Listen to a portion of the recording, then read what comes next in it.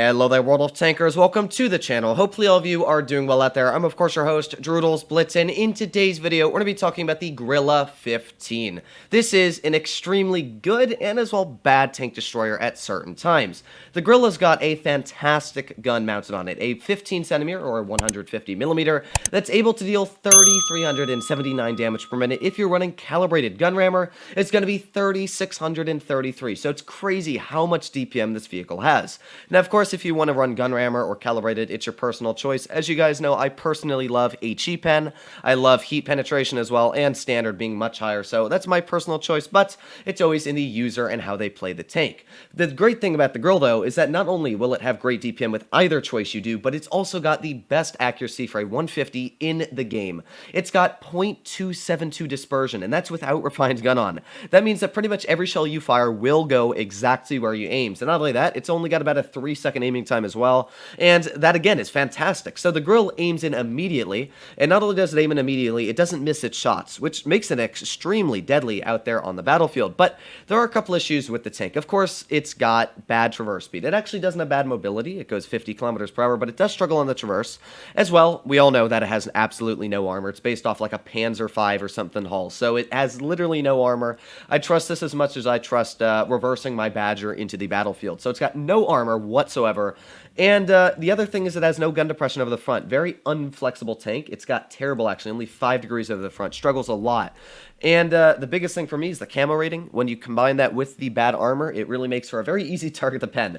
You know, the 183, it's got a bad camo because, of course, it literally one-shots people. But the Grille, it's kind of like just get the WT and you take off the camo and you increase the DPM. So it's kind of meh. I personally would love if they would have not buffed the DPM and they give it camo. But you know what? The Grille is so deadly now with the DPM it does have. We're going to be testing it out in today's video in a full down review. So, of course, if you enjoyed today's content and you want to see more like it, please make sure to consider smashing that subscribe button down below, as it helps out the channel a crazy amount. So, as I said, the camo's bad on the Grille, which makes it really bad when your team doesn't do the right moves. And that's what really hurts the tank, is if I push medium side and the enemy mediums try to go heavy or something, that's what's going to kill me. So, hopefully the Sheridan does not go the heavy route, which, as you can see right off the bat, is what he's doing. This is why the Grille does terrible, because tanks like the Sheridan will push not heavy, or they'll push heavy route instead of, you know, pushing medium. So like right now I'll be spotted first, of course, because I've got the worst camo rating. So like, what is the Sheridan doing? These are the kind of people that I don't understand. But yeah, here we go. We got the bat shot all the way at the back of the map. Let's aim in and fire. There you go. Nice shot into the bat shot, and hopefully we're not detected. We are not, actually. Thankfully, my AMX 50Bs were able to spot quick enough, so I was not detected by the enemy tanks. We also got the FE4202, another fantastic shot fired there. Just able to reload in that shell. Of course, if I was in any other 150 at the at tier 10, I probably would not have been able to reload that shell quick enough. We also got the 5A.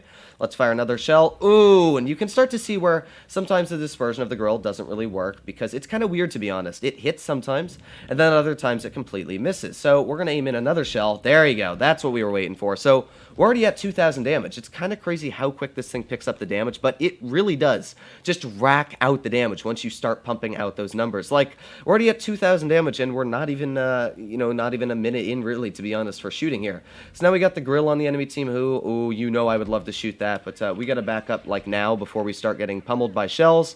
My team is in a bad situation, and I don't really want to help them too much. I would love to, but, yeah, I can't really fight stuff when I'm not in a flexible situation. So we're going to go over towards the middle of the map and see if we can get out some more nice shots. Actually, you know what, to be fair, I actually think that this could be a very nice spot here for the Grille. We could maybe peek out and get a shot into the side of, like, the bat shot if we're lucky enough here. So let's see if we can get a shell in. Oh, we got stuck. That is not what I wanted, but you know what? We got through. We're not dead. That's a start. So we've got the 57 heavy off to the side, and let's aim in. Come on. Reload. Yes, perfect shell into the side of the 57 heavy. That's exactly what we wanted. And hopefully we're going to be able to get another one into the side, and this 183 is going to be able to reload a shell into him. Perfect. So the 183 is able to get out a shot, and this 57 is now turned into a former shell of himself, as you can see. So I don't really want to fight him, but you know what? He pulled out, and we were able to get a finishing snap right into his vehicle. So yeah, that was a pretty dang good job there from the 183, should I say, for getting in that shot. I was very surprised he was able to get it out, but you know what? I'm not going to complain. So we've got the Grille left on the enemy team, and in fact, there he is, and he missed me as well. Let's give him a little bit of a love tap, finish him off. Gotta love that, and that was a fantastic game to, first of all, show the Grille's strengths. Even when you're in a really tricky scenario, you still can get out damage in the vehicle. It's tricky, it's hard, but you know what? You can get it out. So all we have left is the WZ-111-5A. Let's see if we can get a finishing shot into the side. There you go. 445 damage, and that was a 3,778 damage. So it wasn't the most damage, of course. We could have done more if a couple of our shells had hit, if we placed the tank a little bit more aggressive, but you couldn't have really put the Grille in a more aggressive position than I guess we were at the end of the battle. So 3,700 damage, actually almost 38, so I cannot complain. And that's a good example to show the good things and the bad things about the Grille, because you'll notice as soon as I got detected, I immediately started getting shot. And the enemy Grille, that pushed way too aggressive, lost 1,100 hit points immediately, and then decided to get shot by me as well. So you can definitely see where it's really good in certain scenarios, and as well really bad in other ones, depending on the playstyle that is used on the tank. Now, the only issue I would honestly say with the Grille is the armor profile, because let's say you can see I'm up against Rob, who's also in Void, and if I was in a T110 E3, I'd be running right up in the front line trying to counter his VK90, doing the best I can to help my team win. But for the Grille, you can't really go frontline with it. Like, you could, but you can probably guess what's going to happen to you. So when you're running a vehicle like the Grille, you've got to be a lot more cautious. You got to stay at the back, which of course means you're getting less shells out, which means you're not helping your team as much. The reason the Grille honestly gets out so much damage is because you just don't miss your shots. You get the occasional bounce every now and then, like you saw on Desert Sands, but most of the shells I fired across the map when I only had a couple all penned, so I was able to get out 2,000 damage in a quick succession of time. But after I got out that 2,000 damage, there's really no more damage I could have picked up unless I pushed aggressive. That's the issue with a vehicle like the Grille, is when you're trying to get out damage, it's very, very scarce once you're trying to get out those bigger numbers. So we got the VK90 off to the side. We also got the Emil, and I would love to get a shot into the side of that Emil, but it's such a small tank, I actually couldn't get it out. But you know what? I think this guy will do just as good. There you go, 836. I actually didn't want that shell to go into his hull, but it looks like it did actually. But that's fine, because we're doing decent here. So we got the VK90 off to the side, who is probably going to be shooting at my teammate. I'm not sure if he's going to drive over. We're going to find out, but it looks like he is putting on the adrenaline as well. So if he pushes over, going to be very bad for him, because there's one nice shot into him, and yeah, he's not going to like that too much. So he's already lost a big chunk of his HP from doing that. He's not going to make that mistake again. So that's, again, the great thing about this tank is, you know, you're able to get those big slapping shells in, and you're also able to get in the position very quickly. That's something that's very nice about the tank. You know, if you're not in a very mobile vehicle, you're not going to get in the position anytime soon. This tank, I don't really worry about getting in the position. It's more just when I get in the position and where. So we got that VK pushing up, it looks like the hill, to be fair, and I'm going to put on my adrenaline here. We're going to see. No, we're not able to tap him. Okay, so I'm going to change position again, because there's no point for me to wait here. I could try and help out that E50M, but unless that VK90 ends up pushing on him, really nobody's going to be doing much to him currently, so I'm just going to push off to the side. No reason to stay there, so let's see what we can do over here. We got the Emil 2 now in mid as well, but I kind of want to get that 183, to be fair. I'm not sure where he was, but nobody's going after him for some reason. It's kind of weird if you ask me, but I'm going to go for him. There we go. The 183 is right there, and let's aim in, get a nice penetration onto his vehicle. He missed me as well, which means now we can do a very aggressive push on his tank to see if we can get another penetration in. So here we go, aiming in on his vehicle. Let's get another shot into the 183. So there you go, another fantastic shot in, and now we can try and hopefully see if our 57 is going to finish the guy off. We're just going to hold here. There you go, 57 is going to finish him off. Thank you very much. So that, of course, is where the DPM will help me, getting out shots onto vehicles like the FE-Tune 5B183. And now that we do have, let's see, another shell loaded, we've got the VK90 off to the side, and we could try and tap him. Oh, that was bad.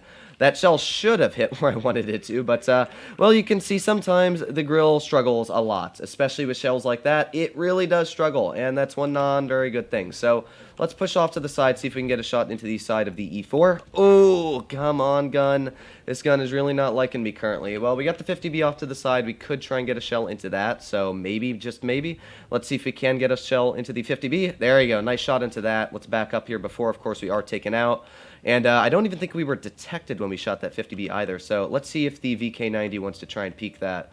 I doubt he will, but you know what? It's always up for debate. So, you know what? At the same time, let's try and get a shell into the Emil. So, boom, boom, nice shot taking out the Emil. Let's back up before that E4 is able to pull around this corner and shoot me. Come on, back up.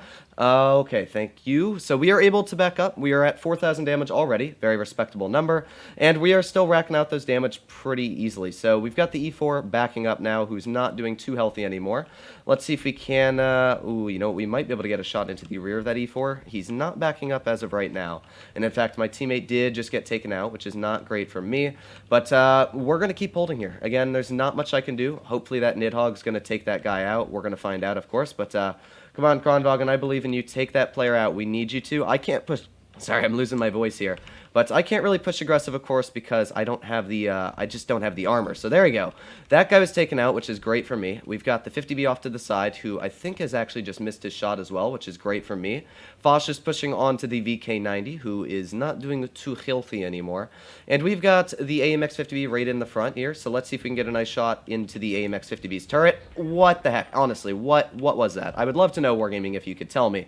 But we're going to win either way, so it's not terrible. I would love to know how that shot actually managed to bounce, because if anybody could tell me in the comments, that would be fantastic. So this 50B is most likely on a reload now. I know he's fired more than... He's got to have fired all of his shells off, so there you go. Nice shot, and he is on a reload, which is great for me. So now we can just try and get one more shell out here.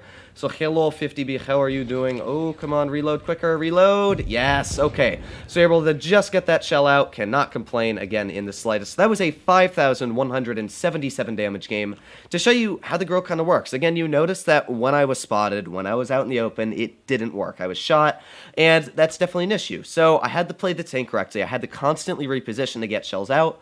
So it is a great tank, and in fact, I definitely would suggest that if you do like a lot of these types of tanks with the accurate guns or really quick reloads, to go for the Grille. It's just a fantastic vehicle all in all, and you really don't want to mess with it. But let me know what you guys think in the comments down below, if you agree with me or you disagree. But if you enjoyed today's video and you want to see more like it, you want to see more in-depth reviews like this, please make sure to smash that subscribe button down below. But other than that, hopefully all of you are doing well out there. Stay happy, stay healthy, and I'll be seeing you in the next one.